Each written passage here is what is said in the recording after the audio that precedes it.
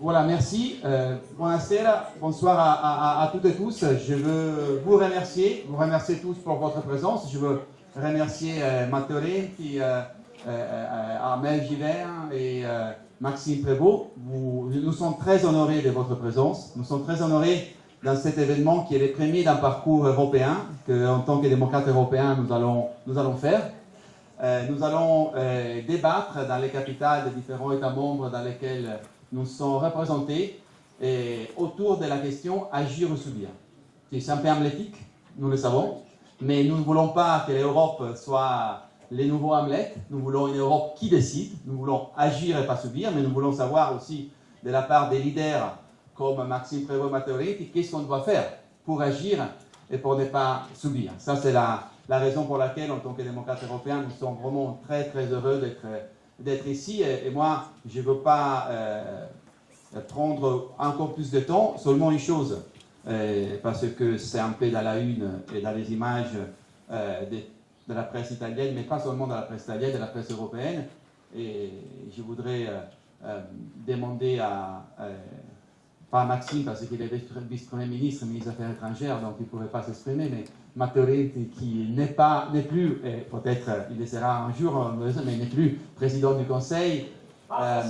Nous sommes, en tant que démocrates européens, très surpris pour les pouvoirs des images. En 2016, je crois, tu étais, Matteo, à Ventotene avec François Hollande et Angela Merkel, à rendre hommage à Altiero Spinelli, qui est un père fondateur de l'Europe telle que nous la voulons. Tu as été décisive dans l'élection à président du Conseil de Mario Draghi. Et Mario Draghi, il y a 3 ans, il était sur les trains vers Kiev avec Emmanuel Macron et avec Olaf Scholz. On a vu une très belle image encore, très belle image pour l'Europe, très belle image pour le monde, celle d'Emmanuel Macron, Keir Starmer, Donald Tusk et Friedrich Merz. Très bien pour l'Europe, très bien pour le monde, très mal pour l'Italie, parce qu'on ne voyait plus les présidents, parce qu'on ne peut pas dire la présidente du Conseil, elle ne veut pas, les présidents du Conseil italien, et on voudrait aussi, Matteo, que tu nous dises un peu comment nous pouvons récupérer l'Italie et comment l'Italie peut récupérer sa place dans l'Europe. C'est une priorité des démocrates européens, mais je peux vous assurer, vous le savez, c'est une priorité de tous les Européens. Donc voilà, merci à vous toutes et tous, et maintenant, c'est à vous, madame. Bonsoir à tous, merci de nous avoir rejoints nombreux. Maxime Prévost est à mes côtés, Matteo Renzi, bonsoir messieurs. Matteo, dans ton livre L'influenceur, tu qualifies Giorgia Meloni d'influenceuse. Pourquoi avoir choisi ce terme et que révèle-t-il selon toi de la nouvelle manière d'exercer le pouvoir? D'abord, merci à tous. Excusez-moi pour mon français qui c'est pas bon, c'est aussi l'anglais. Donc, mais je pense que nous pouvons parler en français et chercher d'abord expliquer toute ma gratitude pour ce que vous avez fait et que vous êtes en train de faire comme les démocrates, European Democratic Party. Je crois que dans cette crise de l'Europe et de la politique, chercher de créer un nouveau parti qui n'est pas nouveau, mais qui doit être nouveau dans les modalités, et c'est une chose, l'un des plus importants que nous pouvons faire. Parce que je pense que la politique en Europe, c'est la clé pour changer tout ce que nous devons changer. Si vous pensez que le futur sera seulement de la technocratie, si vous pensez que le futur sera seulement de la bureaucratie, nous avons perdu l'Europe. Si nous cherchons de faire la politique dans l'Europe, donc nous avons besoin de partis, nous avons besoin de démocratie, nous avons besoin des investissements dans l'éducation, dans la formation, dans les jeunes, je crois que nous pouvons jouer un rôle très important. Ta question. Giorgia Meloni a une incroyable habilité dans le management de la communication. C'est fantastique. C'est incroyable. Elle est capable de faire tout ce qui est nécessaire pour donner un message qui est le message juste dans ce moment. Elle est la meilleure communicateur du gouvernement italien dans l'histoire. Je suis désolé pour cette chose. Et pas pour moi, hein. Pas pour moi, seulement pour moi. Il y avait vous connaissez qu'en Italie, on change les présidents du conseil très vite. Malheureusement, pas trop vite maintenant, hein, mais c'est une chose différente. Et si vous y pensez, il y avait aussi Silvio Berlusconi, qui n'était pas mon président du conseil préféré, mais qui avait une capacité de faire la communication fantastique. Giorgia, c'est mieux aussi que Berlusconi dans la communication. Mais c'est absolument rien. Rien. Nothing. Niente. Si vous allez penser, après les demi-mandats, nous n'avons pas de réformes. Il n'y a pas de réforme dans l'Italie. Il a un incroyable contrôle de la communication et je pense que celui-ci, c'est la même chose qu'ils font les influencers, qui vont prendre les moments et donner les messages que les peuples, que les followers attendent dans ces moments. Et c'est une capacité, hein? C'est très important, parce que si tu vas dire aujourd'hui, nous avons besoin de cette chose, des autres, et celui-ci, c'est le message qui va dans toute la communication, je crois que nous avons compris pourquoi Giorgia est la leader de l'Italie avec un bon consensus. Je dois dire deux choses très vite. La première, la question de Sandro. Je crois que, je parle franchement, nous sommes entre amis, et merci beaucoup pour votre temps. L'Italie a perdu son rôle. Beaucoup de personnes vont dire « Ah, mais l'Italie a une bonne stabilité. » Oui, nous avons la stabilité, qui pour l'Italie, ce n'est pas normal. Donc, nous sommes très heureux pour cette chose. Mais la stabilité, ce n'est pas un message positif si nous ne faisons pas rien. C'est immobilisme, pas stabilité. Et dans la politique européenne, nous avons perdu notre rôle parce que l'Allemagne va faire une substitution, comme dans les matchs de football. Je ne parle pas de football avec Sandro parce qu'il supporte la Juventus, personne n'est parfait. Il y a la Fiorentina à ce moment et je suis ici avec toi. Donc c'est terrible pour moi, je pense. Mais l'Allemagne va faire la substitution, va prendre l'Italie et substituer avec la Pologne. Si vous y pensez, en 2016, après le Brexit, il y avait l'Italie, l'Allemagne et la France qui cherchaient de donner un nouveau message d'espoir, des vingtaines avec les meetings, les sommets de lutte de 2016. En 2022, Sandro a rappelé ce moment, Mario Draghi et Olaf Scholz et Emmanuel Macron ont fait ensemble les voyages avec les trains pour Kiev. Maintenant, il n'y a pas plus l'Italie, il y a la Pologne. C'est important qu'il y ait la Pologne, c'est important. Je pense que c'est très important et nous devons soutenir notre ami Donald Tusk. Je pense que c'est très important, j'espère, que Donald Tusk, le parti de Donald Tusk va gagner les élections du président de la République. Il sera un passage très important de l'histoire européenne. Et la dernière chose, et je vais finir, je ne peux pas dire quelque chose pour notre ami Maxime parce qu'il est le ministre, il est le vice-premier ministre, il a une très importante responsabilité, donc je suis vraiment heureux qu'il est ici et il ne peut parler très franchement comme je parle. Donc, toutes les choses que je vais dire, elles ne sont pas à lui. Mais je crois que travailler avec cette Italie, qui va être une fois avec Poutine, parce que la première message de Giorgia Meloni, c'était pour Poutine. Puis elle a changé, elle est devenue pour Zelensky. Elle était pour une sortie de l'euro. Et puis elle est devenue pour l'Europe, heureusement. Elle était pour contre l'OTAN. Puis elle est pour l'OTAN. Elle était avec Biden et puis avec Trump. Elle va changer toutes les fois. Donc, je donne ma solidarité parce que le ministre des Affaires étrangères de la Belgique va faire la politique étrangère avec l'Italie. Mon ami, merci beaucoup pour ton travail.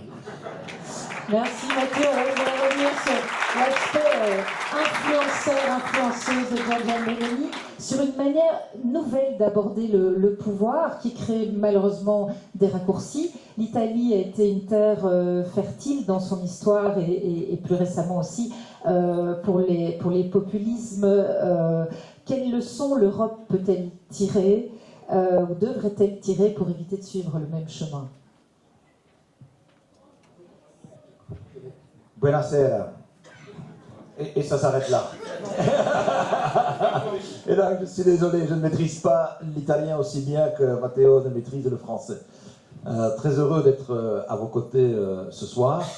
Effectivement, je laisse Matteo faire le diagnostic de l'Italie et la prudence de mes fonctions m'inviteront à ne pas commenter le diagnostic qui est fait pour avoir une démarche à l'échelle supranationale, à l'échelle donc européenne.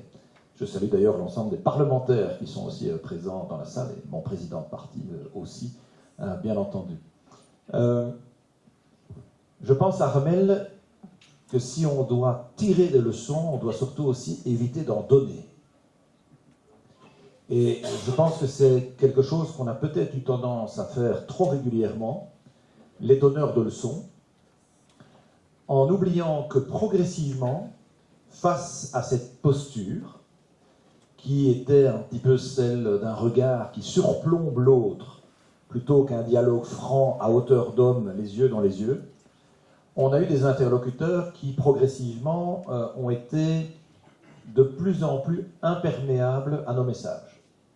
On le voit beaucoup avec le continent africain, pour lequel on est parfois prompt à regretter, voire à dénoncer qu'il y ait une série de grands outils stratégiques, comme les ports par exemple, qui sont confiés tantôt à des entreprises chinoises, tantôt à des investissements russes massifs, mais en oubliant, comme me l'a dit un président africain il y a peu de temps, qu'on ne peut pas se plaindre que d'autres viennent investir quand l'Europe elle-même n'a plus décidé de le faire.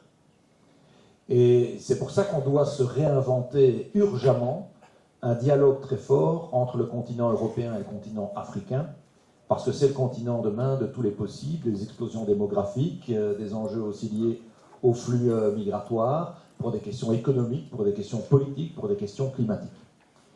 Pourquoi est-ce que j'évoque ça? Parce que longtemps, l'Europe a été en capacité d'éclairer le monde. On a perdu, il faut bien le reconnaître, ces dernières décennies, notre autonomie militaire au bénéfice des États-Unis. On a perdu notre autonomie énergétique au bénéfice soit du nord de l'Afrique, soit surtout de la Russie. On a perdu notre autonomie alimentaire en large partie aussi. On avait encore le loisir de se prévaloir d'une certaine autonomie technologique, mais qu'on a également abandonnée au bénéfice de la Chine et des États-Unis. Il nous a longtemps resté alors le fer de lance des idées. Et même ça, l'Europe est en train de le perdre, parce que quand on voit les configurations gouvernementales d'élection en élection qui gagnent maintenant un grand nombre de pays européens, on n'est même plus le continent des Lumières. Et c'est un élément qui est abordé dans ton livre, c'est tout l'enjeu de résister au populisme. Et pour ça, il faut accepter de ne pas nécessairement être populaire. Alors c'est contre-intuitif, parce que quand on fait de la politique, en général, on a plutôt envie d'être aimé. Souvent d'ailleurs, il y a un petit trouble égotique ou de santé mentale derrière ça, sinon on ne ferait pas de la politique. Toi qui étais arbitre de foot, je pense... J'étais. Voilà, comme je le fus aussi, je dis toujours, c'est une très bonne école. J'ai été aussi quand j'étais plus jeune. Fantastique. J'ai dit, c'est une bonne école parce que c'est là que j'ai appris à me faire insulter.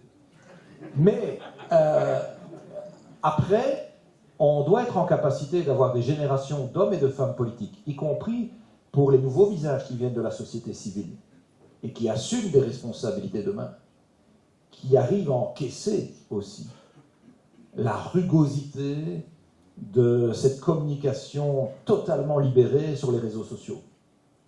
Quand vous faites de la politique, au départ, vous n'imaginez pas la violence qui l'accompagne. Et le drame, c'est que les citoyens se plaignent souvent que ce sont les mêmes visages que l'on voit, qu'il n'y a pas assez de renouvellement, mais tous les nouveaux qui arrivent sont tellement vite dégoûtés que finalement, quels sont ceux qui restent? Ceux qui ont le cuir tanné parce qu'ils sont déjà là depuis plus longtemps. Et donc, on réalimente finalement le maintien de celles et ceux qui ont décidé depuis longtemps de faire fi de toutes ces critiques. Donc, je pense qu'il y a un vrai enjeu, c'est celui d'oser, comme l'a dit Jean Birnbaum dans son essai il y a 2-3 ans, le courage de la nuance. On s'est retrouvés, nous, comme formation centriste, confrontés aussi à cette question lors de notre processus de transformation et lors de la dernière campagne, en étant heurtés par tous ces populismes. Et je suis de la génération de Joëlle Milquet, je reconnais qu'elle m'a formé, et bien. Et donc, de longue date, on n'a jamais su s'inscrire dans une démarche visant à flatter l'opinion publique, et encore moins dans la part la plus sombre de chacun, juste pour faire des voix. Et face à la manière dont les populistes utilisent les réseaux sociaux, soit vous faites de la surenchère, en essayant vous-même de vous faire une petite place, en essayant d'être encore plus caricatural, encore plus dans le slogan, et finalement vous donnez raison à celles et ceux qui utilisent ces armes du raccourci. Soit vous prenez le contre-pied en acceptant une chose, c'est d'être conscient que vous ne pourrez plus plaire à tout le monde. Mais parfois, en ayant cherché à plaire à tous, on n'a plus à plus personne. Et donc, je pense que le fait de se dire il y a un espace politique plus conséquent qu'on l'imagine, pour des gens raisonnables, qui ne raisonnent pas que sur des questions liées à l'émotion, qui apprécient la bienveillance et la nuance, et dire qu'aujourd'hui, défendre cette ligne de conduite, c'est finalement ce qui est de bien plus courageux dans l'espace médiatique que celles et ceux qui utilisent uniquement les slogans. Ben, la démonstration a été faite en Belgique francophone que ça parle au cœur et au cerveau d'une partie significative de la population. Pas de tout le monde, on n'y arrivera jamais, mais au moins d'une portion importante qui permet alors de continuer de marcher sur ses deux pattes avec de la dignité, avec des valeurs et avec des résultats. Parce que ce que les gens attendent aussi, c'est qu'on délivre, qu'on fasse. Et c'est cela que on avait pu résumer à travers 3 petits éléments de wording, qui étaient de voir loin, parler vrai, agir juste. Et c'est d'ailleurs largement inspiré de Michel Rocard, rendons à César ce qui est à César. Mais je pense qu'on a besoin de construire un discours qui parle aux prochaines générations plutôt qu'aux prochaines élections. Et assumer que les temps sont durs, les gens sont conscients, et que si on fait des réformes, c'est parce que c'est nécessaire. On préfère tous être Père Noël plutôt que Père Fouettard. Mais à un moment donné, il faut être réaliste. Et je pense que le seul moyen, Armel, de contrer l'émergence du populisme, c'est en ne se battant pas avec les mêmes armes. C'est en prenant le contre-pied, en osant avoir quelque chose de plus nuancé qui parle aux neurones et au cortex des gens, plutôt que de flatter la part sombre de chacun. Ça, c'est tellement facile, mais ce n'est pas digne. Et je crois que ça, c'est vraiment ce qui qualifie aussi les démocrates. D'ailleurs, vous avez, ceci dit, vraiment une équipe très active sur les réseaux sociaux. Je le vois bien à chaque fois, surtout ce qui est Instagram et autres, mais avec des messages qui sont clairs, des images qui sont chocs, comme dirait Paris Match, mais aussi avec un message qui a du sens. Et on vit à une période où les gens recherchent aussi du sens, et des gens qui sont capables de donner un cap en ayant de nobles valeurs. Et ça, je crois que les formations centristes comme les nôtres, c'est ce qu'elles doivent continuer de produire comme valeur ajoutée dans le paysage politique.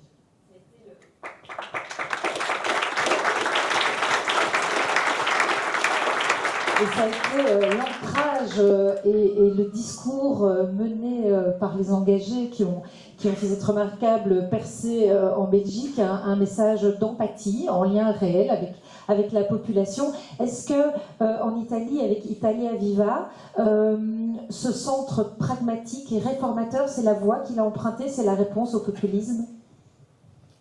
J'espère pour le futur. Nous avons une histoire qui est une histoire très particulière. Nous étions dans les centres gauche avec les partis démocrates. Quand nous avons eu la responsabilité de faire le gouvernement, nous étions aux 40%. Aujourd'hui, nous avons perdu beaucoup de ces consensus et nous sommes dans un petit parti. Et donc, tu peux dire, ah, vous avez perdu votre défi. Vous étiez dans un rôle de grande responsabilité. Nous avons fait beaucoup de réformes, peut-être too much, parce que je crois que nous avons exagéré avec notre profil réformateur. Puis, quand nous avons perdu, nous étions devant de différentes possibilités, de différentes alternatives. La première, c'était rester entre les partis démocrates, qui est en grande partie, pas au 40% comme un autre temps, mais qui est en grande partie à 25%, et faire entre les partis démocrates le témoignage d'une différente vision plus réformiste, ou chercher d'avoir un rôle en solitaire dans un cadre très compliqué qui est le cadre de la politique italienne. Et nous avons décidé pour cette deuxième possibilité. Et nous avons perdu beaucoup de consensus, mais nous avons eu la possibilité en dépassage de changer l'histoire de l'Italie. La première, c'était en 2019, quand le ministre Salvini, silence dans la salle, le ministre, parce qu'il y avait le ministre Salvini en août 2019, qui était dans un cadre très institutionnel, avec un mojito, comment on l'appelle, je ne sais pas si j'ai les justes mots pour décrire très clairement l'image du ministre Salvini qui allait demander à les Italiens i pieni poteri, les pleins pouvoirs. Il désirait faire tout ce qu'il avait dans la tête. Et c'était très intéressant de comprendre ce qu'il était dans la tête de Salvini, qui a une expérience, parce que nous parlons beaucoup d'intelligence artificielle. Dans la tête de Salvini, il n'y a pas l'intelligence, pas artificielle. Il y a l'intelligence naturelle, pas l'intelligence naturelle, l'intelligence artificielle. Et dans ce moment, nous avons décidé de faire un accord pour bloquer Salvini et faire l'accord avec les 5 étoiles qui sont un mouvement qui était, et j'espère qu'ils ne seront plus, pas un mouvement populiste. Pour moi, c'était très difficile parce que j'étais les buts des attaques populistes. Tous les jours, ils attaquaient moi avec les réseaux sociaux. Et lorsque j'étais arbitre, lorsque j'étais dans les matchs du football, c'était mieux que dans les parlements avec 5 étoiles. Il y avait beaucoup plus de contestations avec les 5 étoiles que dans mes matchs, dans les parties, dans les matchs de football. Mais nous avons décidé de faire cette chose parce que c'était utile pour l'Italie. En 2021, nous avons décidé de faire une opération différente et chercher de remporter une présidence du Conseil plus importante qui était la présidence de Mario Draghi. Et nous avons perdu beaucoup de notre consensus parce que nous avons travaillé pour cette chose. Nous n'étions pas populaires. Mais entre le choix, être populiste ou être dans les justes, nous avons cherché de faire une chose très difficile à faire. Nous l'avons fait. Aujourd'hui, quelle est la situation en Italie? Je crois que nous avons une situation dans laquelle Giorgia Meloni continue. Nous avons parlé de Giorgia Meloni, ce n'est pas nécessaire de parler encore. Je crois qu'il y a ce grand storytelling narratif à propos de Giorgia Meloni. C'est vraiment là. Je pense que, comme toutes ces situations, les influenceurs, vous connaissez, je ne sais pas quand, mais je suis sûr qu'il arrivera le moment de la vérité, aussi pour l'influence. Et pour les Italiens, vous vous souvenez de ce qui s'est passé à Chiara Ferragni. la collègue de Giorgia Meloni, donc l'influence la plus importante avant Giorgia Meloni. C'è un Pandoro che l'aspetta. Torna Giorgia, stai tranquillo, l'Italian translation, Pandoro, quelle est la translation de Pandoro? Ah, c'est pas mal, hein, que c'est mon langage préféré. Pandoro, c'est les gâteaux, et il y a une histoire de l'influence, c'est pas possible à expliquer. La situation, c'est que dans l'histoire, il y a pour les influenceurs un moment de la vérité. Et je pense qu'il arrivera. Quelle est la situation? Nous avons une loi électorale, pas facile, dans laquelle notre 2, 3, 4%, c'est décisif pour la victoire.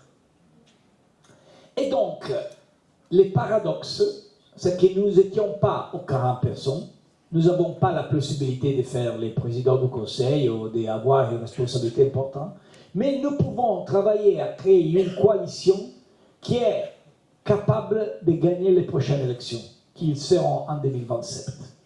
Donc, je crois que nous pouvons travailler dans la juste direction. Mais, et je vais terminer, il y a un cadre compliqué parce que nous avons... L'Europe aujourd'hui a un nouveau leader, je crois, qui est Friedrich Merz. Je suis très clair. Il n'y a pas la possibilité d'avoir une Europe solide sans une Allemagne solide. Ok? Ceci, c'est mon opinion. Et donc, Merz, nous allons le vérifier, ce qu'il va faire. Nous ne pouvons connaître aujourd'hui. Il a commencé il y a une semaine. Pas bien pour les problèmes qui... Parce que nous avons fait les Made in Italy, qui nous avons exporté, c'est aussi l'instabilité et les votes de confidence. Nous avons fait les exports du Made in Italy, la coalition, en Italie on dit franchi tiratori, nous avons une très bonne expertise sur cette chose. Mais en 2027, nous avons les élections en France, et je pense que nous devons donner un grand merci à le président Macron pour ce qu'il a fait, mais aussi je suis très préoccupé pour ce qui peut changer en France. Ils seront les élections les plus importantes, et ils seront à mai, avril 2027.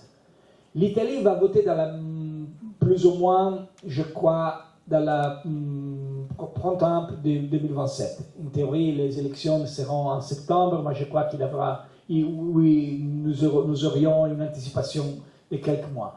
Donc, je crois que si l'Allemagne va faire le gouvernement de 4 ans, si la France va changer le président de la République, et si l'Italie va faire ce que je crois nous ferons, c'est-à-dire une compétition, vraiment, si nous allons tous ensemble, nous allons gagner. Aller ensemble, ce n'est pas facile, mais c'est nécessaire, parce que l'alternative, c'est la Meloni, qui est vraiment dangereuse, pas pour la démocratie européenne, mais pour l'économie italienne. Giorgia Meloni, c'est dangereuse pour l'économie de notre pays, parce qu'elle ne fait pas rien. Je crois que nous pouvons gagner les élections. La question, c'est qui, pour maintenant, la première chose importante sera l'élection du président de la République en Pologne. Très important parce que si Tusk va gagner, pas lui, mais son parti, je crois qu'il y a une très forte alliance entre l'Allemagne, la France et la Pologne. Si, dans cette semaine, nous avons quelques bonnes nouvelles d'Istanbul, jeudi, pour la Russie et l'Ukraine, de Riyad pour la Palestine et Israël après les rendez-vous entre Trump et les leaders de MBS, Tamim Al-Thani et Sheikh Mohammed. Si la paix entre l'Indie et le Pakistan, qui est très important, hein, je vous en prie, c'est très important, va consolider, je crois que l'Europe a une extraordinaire possibilité de retourner à jouer un rôle. Mais nous avons besoin des leaders, pas seulement des followers. Celle-ci, c'est la chose des réseaux sociaux. Nous avons besoin pas seulement des personnes qui vont dire oh, like, je l'aime, j'aime, mi piace, I like it. Non, nous avons besoin de quelqu'un qui est capable de donner une stratégie. Et j'espère que aussi notre parti européen, qui n'était pas le plus grand pour le moment du Parlement européen, peut jouer ce rôle comme vous avez fait, pas avec la majorité, mais avec l'accord de coalition dans votre pays. Donc vous êtes très, très, très, très important dans cette saison. Je pense aussi que l'Italie, en ce moment, s'il va retourner, si l'Italie fait l'Italie, c'est très bon pour toute l'Europe. Parce que l'Europe, au moment où je vais terminer, l'Europe, c'est pas seulement une liste de choses à faire. L'Europe, c'est un ensemble de valeurs. Et l'Italie a des valeurs qui ne dépendent pas des singles gouvernements. Aussi, si la Meloni va rester pour 5 ans, 10 ans, 15 ans, j'espère que non, mais aussi, ça va rester. Les valeurs de l'Italie sont plus grandes des single gouvernements. Et donc, l'Europe a besoin de l'Italie exactement comme l'Italie a besoin de l'Europe. Merci Matteo, et on va revenir effectivement sur le rôle d'une Europe qui incarne très certainement les valeurs démocrates. On a évoqué le populisme, on a évoqué brièvement la fragmentation croissante de l'électorat. Maxime, tu as vraiment réinterprété cette tradition démocrate chrétienne centriste en Belgique avec les engagés, avec ce parti qui a incarné avec force la nuance. Est-ce que tu penses que c'est un modèle qui peut se dupliquer à toute l'Europe et à d'autres pays? Bon, d'abord, je pense qu'on doit avoir l'humilité de reconnaître que le résultat, il est le fruit toujours d'un ensemble de facteurs pluriels. Il y a évidemment l'inspiration, l'audace, le fait d'avoir osé cette transformation, mais c'est aussi un momentum, c'est un calendrier, ça dépend autant de notre talent que de la faiblesse ou des faiblesses des autres interlocuteurs, de leur personnalité, qui parfois nous aide aussi. Donc, voilà, il n'y a pas une recette à pouvoir copy-paste dans les autres pays, d'autant qu'il y a aussi une histoire politique qui est différente, un jeu d'acteurs qui est différent.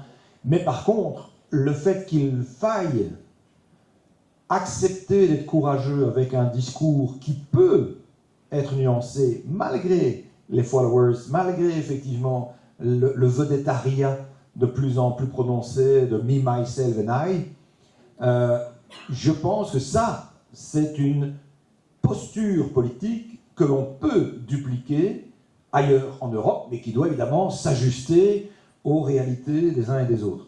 Je partage l'avis de Matteo sur l'importance de l'élection du président polonais. Ne négligeons pas non plus celle de la Roumanie, parce qu'elle va aussi donner un signal qui risquerait sinon d'avoir aussi un effet de contagion dans une zone qui reste fragile. Et je pense d'ailleurs qu'on discute beaucoup, et je revenais d'une réunion à Varsovie justement la semaine dernière, du Conseil des ministres des Affaires étrangères, avec nos amis des Balkans occidentaux. Monténégro, Albanie, Serbie, Kosovo et tutti quanti. Deuxième mot en italien. Mais par contre... Nous avons compris qu'il parle très bien italien. Il parlait en français, mais il parle très bien italien. Il cache très bien son jeu. S'engager aussi en italien. Voilà. Mais on en vient toujours à débattre de la question de l'élargissement, que d'ailleurs assez pertinemment, je trouve, la commissaire parle non pas d'élargissement, mais de réunification de l'Europe. C'est pas anodin comme changement sémantique dans la manière de présenter les choses, pour convaincre nos opinions publiques, pour avoir une adhésion sur le fait qu'il est possible d'avoir une Europe plus forte demain, ce qui va postuler de changer sa manière de décider, parce que la règle de l'unanimité, à un moment donné, il va falloir en faire le deuil, parce que sinon ça sera plus possible, honnêtement. Et ça, je pense qu'on doit oser ce débat. Vous savez, il y a et à juste titre, des pays des Balkans qui nous disent, ça fait parfois plus de 20 ans le ministre des Affaires étrangères d'un de ces pays disait « J'étais encore en secondaire quand on a commencé à ouvrir les discussions ». Imaginez quelle est la résilience de leurs opinions publiques 20 ans, 25 ans plus tard, en ayant toujours le sentiment qu'ils ne sont pas encore suffisamment aptes à pouvoir franchir une porte. Ça confère parfois à l'humiliation. Et il faut faire attention alors qu'il n'y ait pas un retournement des opinions publiques. Parce qu'on ne peut pas en même temps souhaiter qu'elles se détournent de la Russie et de son influence géopolitique, et en même temps, nous, à chaque fois... Alors c'est vrai, évidemment, qu'il faut que ça se fasse sur base de mérite, les enjeux de l'état de droit, etc. Mais parfois, c'est en les acceptant plus rapidement que l'on peut nous-mêmes être un facteur d'accélération du tempo d'une série de réformes. Sinon, parfois, ils se disent, à quoi bon? On nous fait quand même attendre dans l'antichambre des années de plus. Et puis, je crains que même si certains de ces pays ne sont pas encore hyper alignés sur tous les critères qui sont attendus de l'Europe, les considérations géopolitiques d'aujourd'hui nous amènent à devoir aussi accepter peut-être un peu plus de flexibilité pour être certains qu'ils vont basculer du bon côté de la force.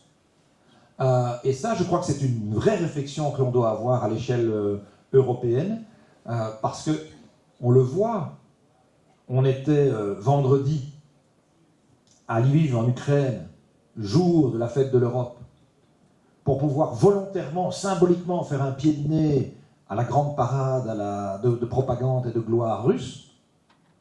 Mais en même temps, on avait aussi le président slovaque qui était là-bas. Ça envoie quand même des messages un peu compliqués et ambigus. Et on l'a dit aussi à certains pays des Balkans. Et donc, je pense qu'on doit être vraiment dans une démarche où unifier plutôt qu'élargir est important, mais ça veut dire aussi moderniser la gouvernance de l'Europe. Le modèle est essoufflé dans sa capacité de prendre des décisions stratégiques, rien que même sur le dossier Gaza-Palestine. Rien que sur le volet de l'aide humanitaire de ce dossier Gaza-Palestine. C'est extrêmement compliqué. Moi, j'ai fait un coup de gueule sur le sujet la semaine dernière, en disant l'Europe est trop silencieuse. C'est pas acceptable. Mais on a aussi des opinions publiques qui sont très différentes. Quand la Hongrie, effectivement, déroule le tapis rouge pour Netanyahou, d'autres pays qui sont dans sa zone d'influence ne sont pas très loin de penser de manière similaire. Puis vous avez les culpabilités historiques.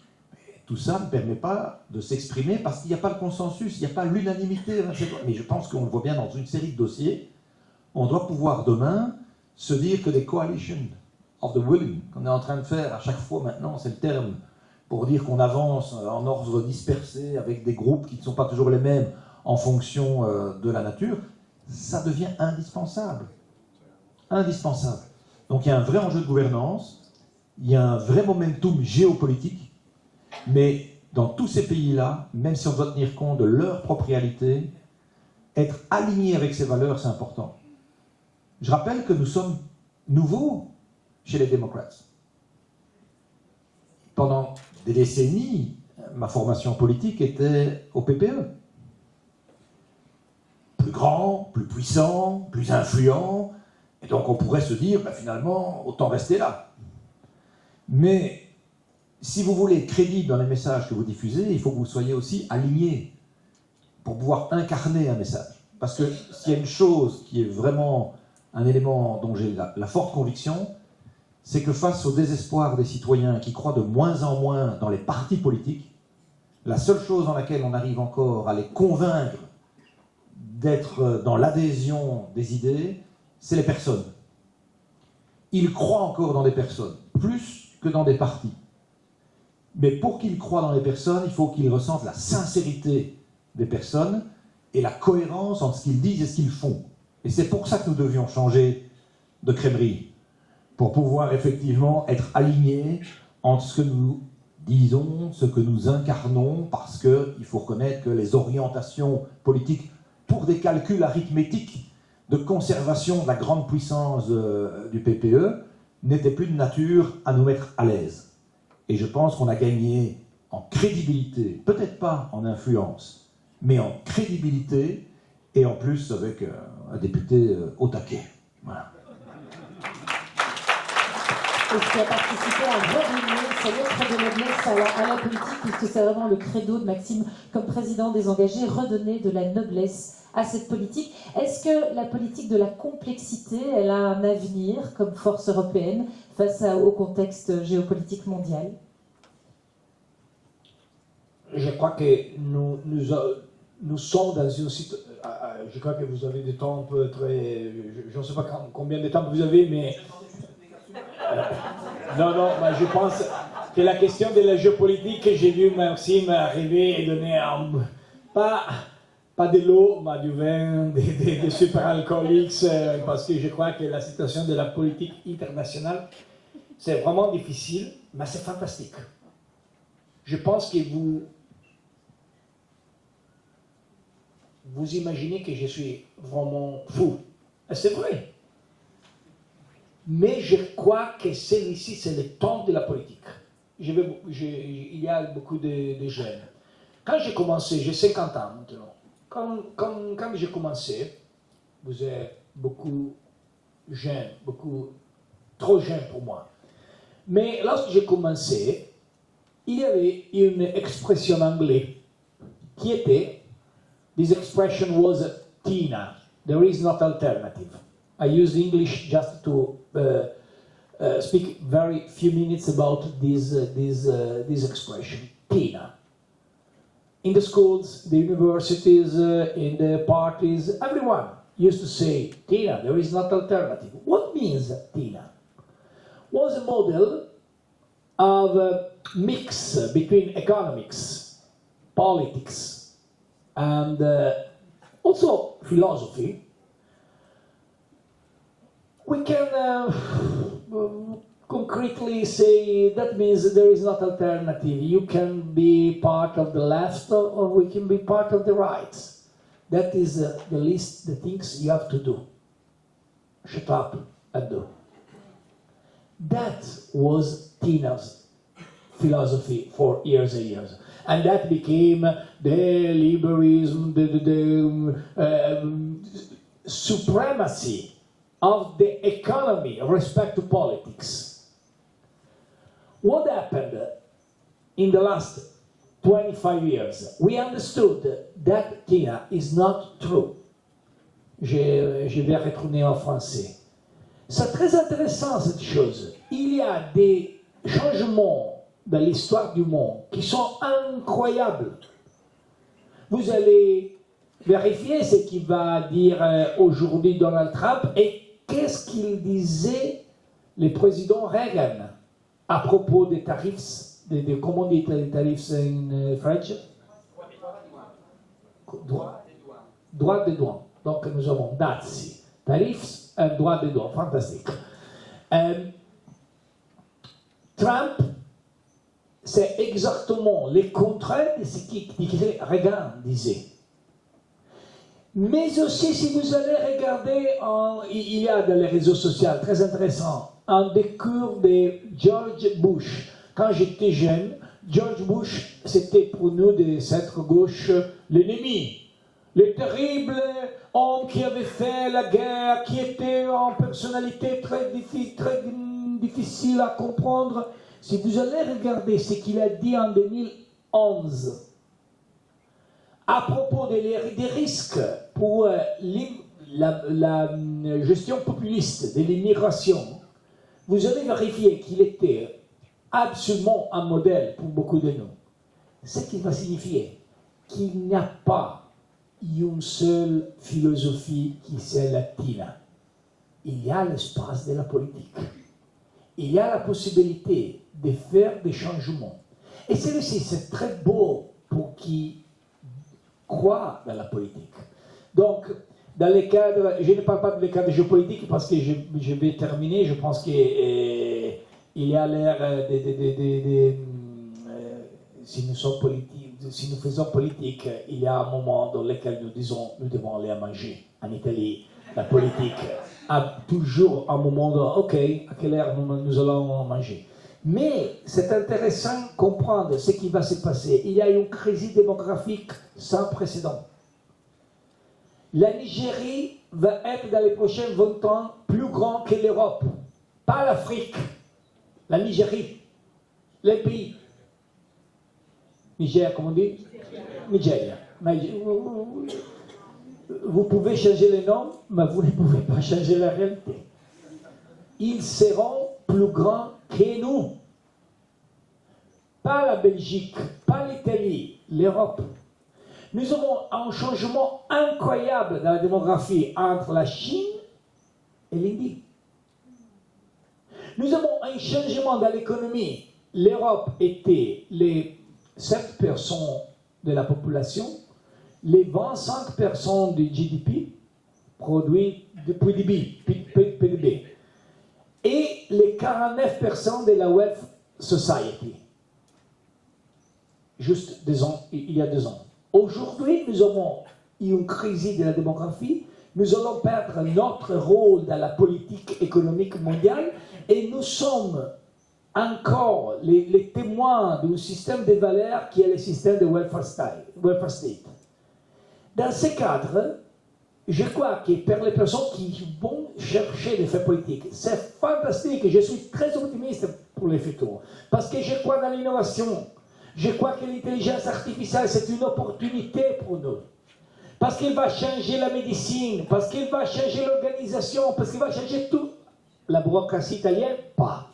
Mais le reste, tout va changer avec l'intelligence artificielle. Mais nous devons faire un effort pour prouver à jouer un rôle aussi dans les problèmes qu'il y a. Et je vais vraiment terminer. Je suis catholique.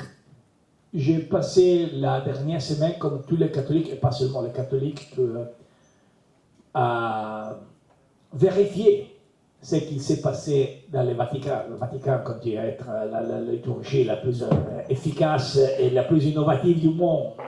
Parce que tout le monde allait regarder, comme on dit en français, comignolo, les chemins. Les cheminées, c'était fantastique.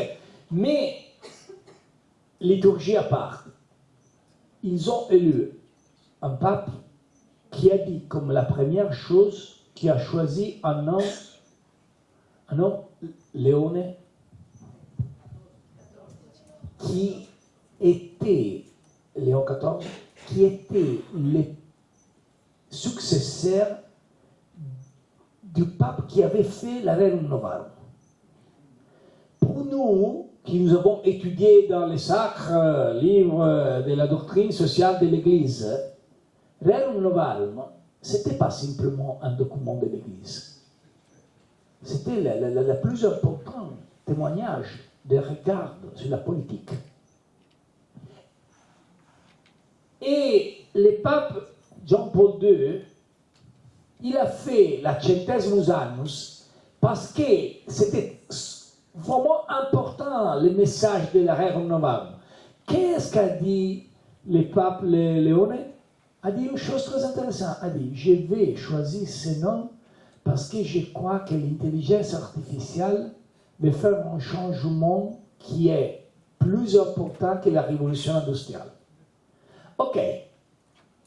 Ça doit être le pape qui va dire cette chose et pas la politique. Avec tout le respect que j'ai pour mon Église, pour les catholiques.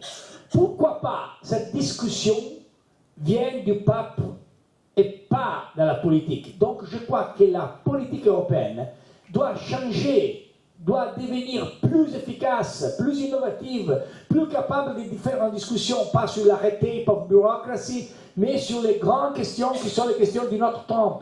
Je crois que nous devons faire de l'Europe la place de l'intelligence naturelle, de l'intelligence humaine, d'un nouveau espace de liberté pour les jeunes. Nous continuons à perdre des personnes qui quittent l'Europe et vont dans l'Amérique, dans les États-Unis. Pourquoi pas avec ces États-Unis? Nous devons retourner à être capables de devenir attraction pour les jeunes.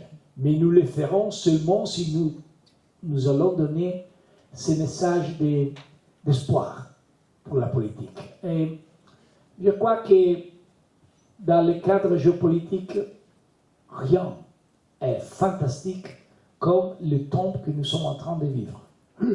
Je suis absolument sûr je pense que nous avons la possibilité de faire la différence. Mais nous devons arrêter la vision de l'Europe comme une place dans laquelle les États-Unis vont faire les inventions, la Chine va copier et l'Europe va faire les règles. Je ne désire pas recevoir tous les fois règles de l'Europe. J'adore les règles, mais je pense qu'aujourd'hui, règles, quella cosa lì, ragazzi, the rules, chiamatela come vi pare, io vi voglio bene, règles, non règles. Règles che vuol dire? Niente. Vous pensez que j'ai fait un erreur, mais j'ai choisi pour dire exactement ces choses. Les règles ne vont pas dire rien. Donc nous devons faire tout ensemble un message d'espoir et de politique, et j'espère que nous le pouvons faire. Message d'espoir aussi parce que Maxime a fait vraiment une chose très importante avec les engagés. Vous avez changé. C'est pas facile aussi la Belgique pour la politique. Parce que nous continuons à faire beaucoup de discussions sur l'Italie. Nous sommes la source d'inspiration pour tous les populistes du monde. Si le populisme était une start-up, l'Italie c'est la Silicon Valley. Mais aussi en Belgique, vous avez combiné beaucoup de changements dans le passé. Je pense qu'avec les engagés, vous avez fait une opération qui est très intelligente, qui est très importante, et j'espère que l'IDP peut devenir toujours et toujours plus la place de la politique pour l'Europe, parce que nous avons beaucoup de partis bureaucratiques. J'étais dans les partis socialistes, tu as été dans les partis populaires, mais si les partis deviennent seulement la place de la bureaucratie, nous avons perdu la politique, et nous avons la nécessité de la politique. Je crois dans la politique, aussi si les personnes pensent que je suis fou. Je suis fou, moi je pense que la politique c'est le futur. Merci Matteo Renzi. Maxime, on va terminer avec cette question. Quelles sont pour toi les priorités pour construire de manière efficace et démocratique l'Europe de demain? Bon, risque de me répéter, je pense qu'il n'y aura pas une Europe de demain qui produira les résultats attendus pour son redéploiement de prospérité et de bien-être si elle ne revoit pas sa gouvernance. Parce que sinon, on pourra faire tous les discours que l'on veut, faire des plans sur la comète. Si on ne revoit pas à un moment donné notre capacité de décision, ça veut dire accepter aussi une part de transfert de souveraineté nationale à nouveau vers le niveau européen. Alors je pense qu'on va se paralyser. Vous voyez déjà la vitesse à laquelle les autres plaques géopolitiques du monde prennent des décisions lorsqu'ils sont confrontés à une difficulté ou à une urgence, et la lenteur à côté de cela avec laquelle l'Europe tranche. Alors on essaie de se rassurer en disant oui, mais c'est parce que nous, contrairement aux autres, on tient compte des droits humains, du droit social, du droit environnemental, et donc c'est plus mieux. Certes, mais parfois ça arrive tellement tard que ça a fait déjà énormément de dégâts. Or, qu'on le veuille ou pas, si on veut garantir un niveau socio-économique important de prospérité et de bien-être pour nos citoyens, il faut aussi ne pas gripper la machine économique. Il y a un mot important, Matteo, que tu as utilisé en conclusion, c'est le mot espoir. Alors ça peut faire un peu bateau de l'évoquer, mais je pense que c'est extrêmement important, parce que ce qui permet aussi de combattre les populismes, c'est les narratifs. Le narratif. Et on doit porter un narratif optimiste. Aujourd'hui, les gens ont suffisamment de raisons d'être déprimés. L'actu, tous les jours, leur rappelle finalement qu'ils ont de la chance de pouvoir être devant leur écran de TV et de suivre toutes ces mauvaises nouvelles. Mais quand on en arrive à avoir une société qui se dit que ses propres enfants vivront moins bien demain qu'aujourd'hui, avec le climat anxiogène lié à l'actualité internationale, alors qui est intellectuellement très stimulante à suivre, mais qui est aussi très anxiogène pour beaucoup, on a besoin d'incarner en sincérité un cap, de pouvoir l'expliquer, mais de pouvoir aussi être une force d'optimisme. On en a le devoir. Parfois, on me demande, est-ce que vous êtes optimiste par rapport à telle évolution? Je dis, j'en ai en tout cas le devoir. Ça ne sert à rien de pleurnicher. Les gens attendent de leurs leaders qu'ils incarnent une force de tout temps. Vous pouvez reprendre depuis Sapiens.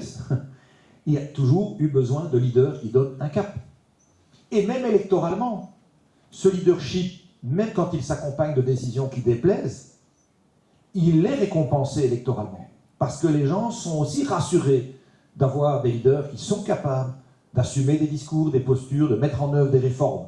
Il faut juste qu'on n'oublie pas de se préserver la capacité de les expliquer et le calendrier, parce que si parfois on fait tout trop vite, tout de suite, on perd alors l'adhésion, même quand les réformes étaient justes.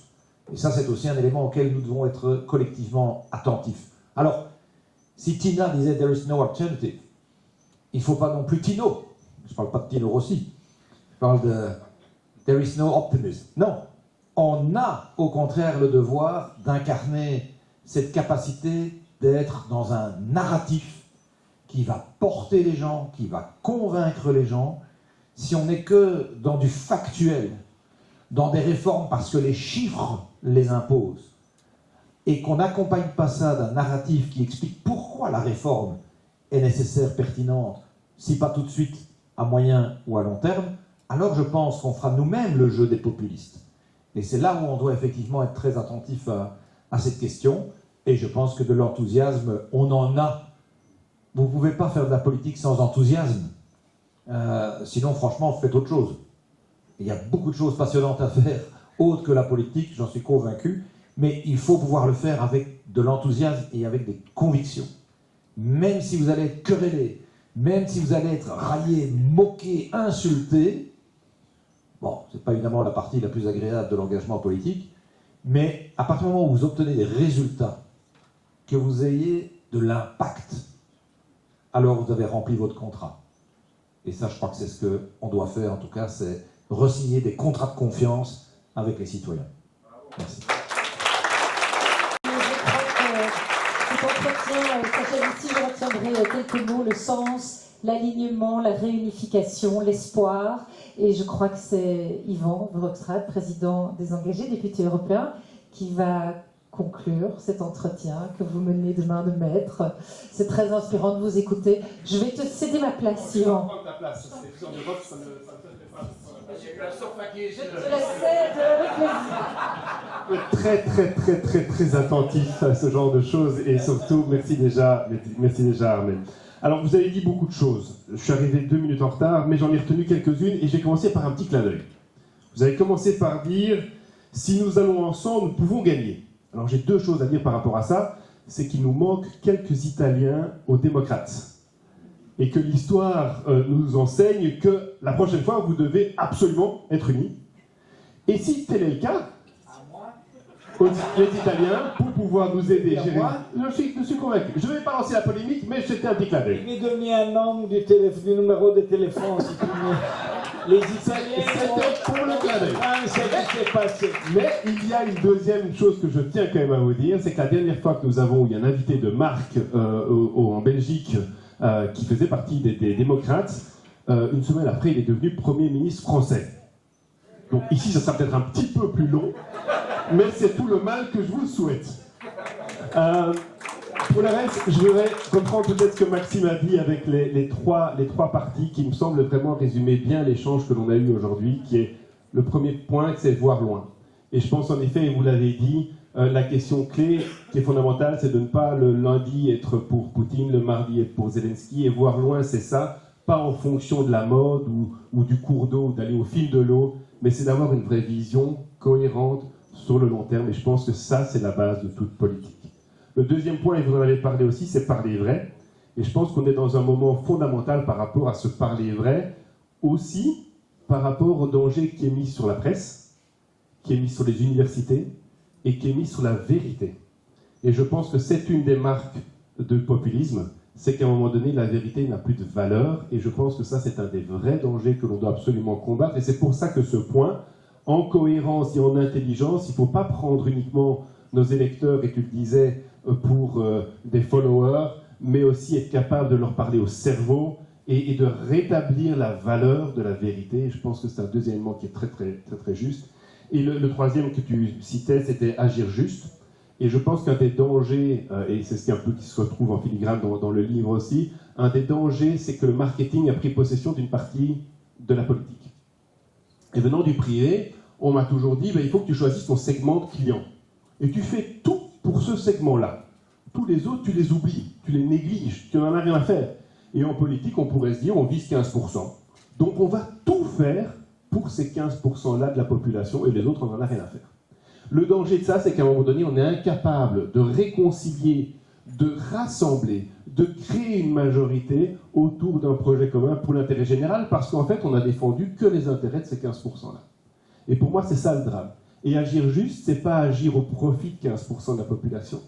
Agir juste, c'est de se dire, mais globalement, pour l'ensemble de la population, pour l'ensemble des gens pas seulement ceux qui ont voté pour moi, mais pour l'ensemble de la population, qu'est-ce qui fait le plus de sens par rapport à cette vision, par rapport à cette réalité? Et je pense que ça, c'est vraiment quelque chose auquel on doit être particulièrement attentif. Et dans ce cadre-là, notre conviction, je pense partagée, c'est l'autre voie, c'est la voie du centre. C'est la voie du centre qui est capable, contrairement à la gauche et à la droite, qui vont s'opposer telles deux forces d'égale intensité et qui vont s'annuler, c'est d'avoir une proposition de valeur positive, optimiste. Alors on dit souvent optimiste, pessimiste, non activiste, parce qu'on va le faire, parce qu'on va le réussir, parce que cela a du sens.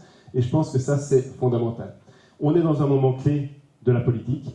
C'est vrai que depuis 40 ans, on nous dit aussi que la seule religion valable, au-delà du catholicisme pour certains, c'est le libre-échange. On est dans un moment de bascule où même cela et les équilibres internationaux sont remis en question. Et c'est à ce moment-là, ce type de moment-là, où on doit inventer un autre modèle que l'on a besoin et que fait sens, la politique fait sens. Donc je pense que ça, c'est clé. Et peut-être pour terminer, je vais vous donner l'autre livre. Je ne sais pas si on a présenté les deux livres de M. Renzi. Je vais juste faire une petite citation de la conclusion. On a un sac à dos. Le sac à dos est là, bien rempli, comme au temps des scouts, où il suffisait d'avoir une boussole. Pour ça, il faut être autonome. Hein. Boussole et une gourde pour être autonome. On a des rêves et on sait comment les réaliser. On a des jambes et on a la tête. On a la volonté et un profond désir de changement. On a tout. Il y a une autre voie qui nous attend. Et dans le doute, c'est toujours mieux de se mettre en chemin. Merci beaucoup.